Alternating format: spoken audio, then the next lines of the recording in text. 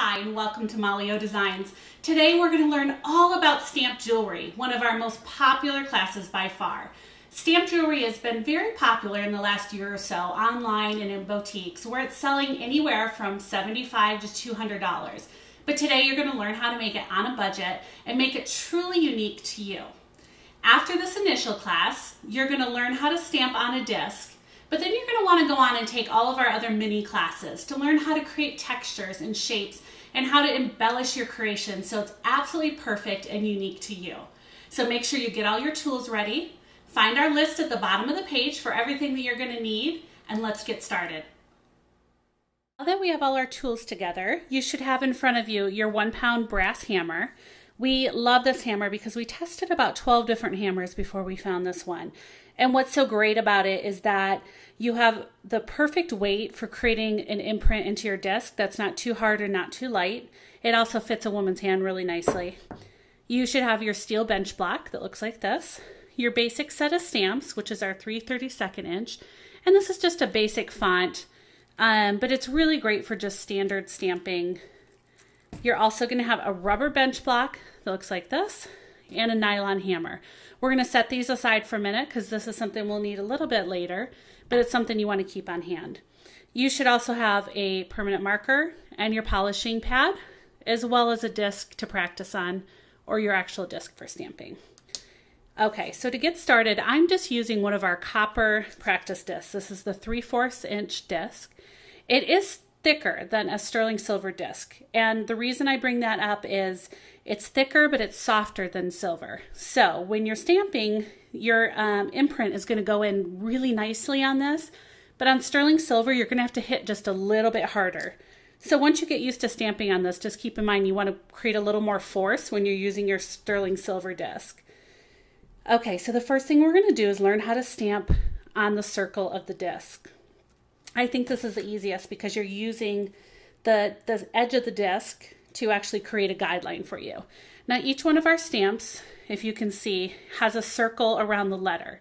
So what we're going to do is line up the edge of that circle with the edge of our disc, always stamping at a 90-degree angle. So the reason I bring this up is because I've seen a lot of our customers stamp the first time, and then as they go around the circle, they're turning their entire body like this to follow the circle, and that's going to create an uneven stamp design.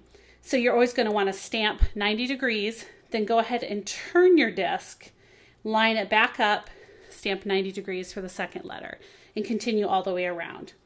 Okay, so I'm going to check and make sure that my letter is going the right way. I'm going to line up the edge of the circle with the edge of my disc. And now this is where practice comes in. I personally like to put my finger onto the disc to kind of stabilize it.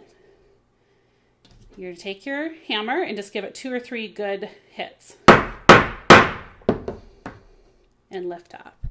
Now, it's difficult to see the letter, the impression, okay, that I have there, but that's where our permanent marker comes in.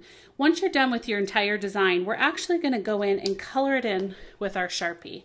There's a couple different chemicals you can use to do the same process, but they're very caustic and they're carcinogens, and I just don't like to mess with them. So a Sharpie does the job. What we're going to do is we're going to color that letter in. Don't worry about being neat because that's where the polishing pad comes in.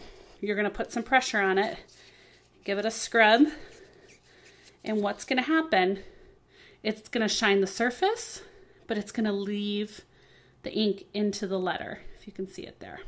Okay, and that's how you're going to get your designs to really pop. So you've stamped your first letter. Go ahead and give your disc a turn. You're going to line up your letter again, edge of the circle with the edge of the disc. 2 or 3 good hits.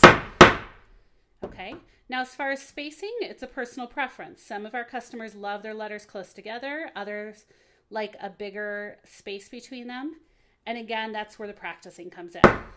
So I highly recommend getting one of these practice discs so that you can stamp away. You can stamp on both sides because they are so thick, and go ahead and practice. Okay, so that's stamping on a curve.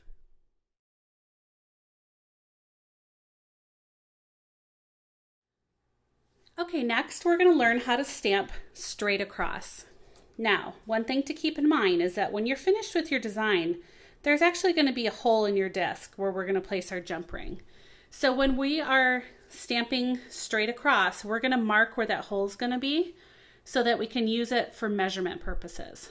Okay, so what we're going to do is find the center between that hole and the bottom of your disc. Now you would want to take some time with a ruler, or our craft mats are fabulous because we have all the markings right on the mat. But you'd want to find some time measuring and finding your exact center.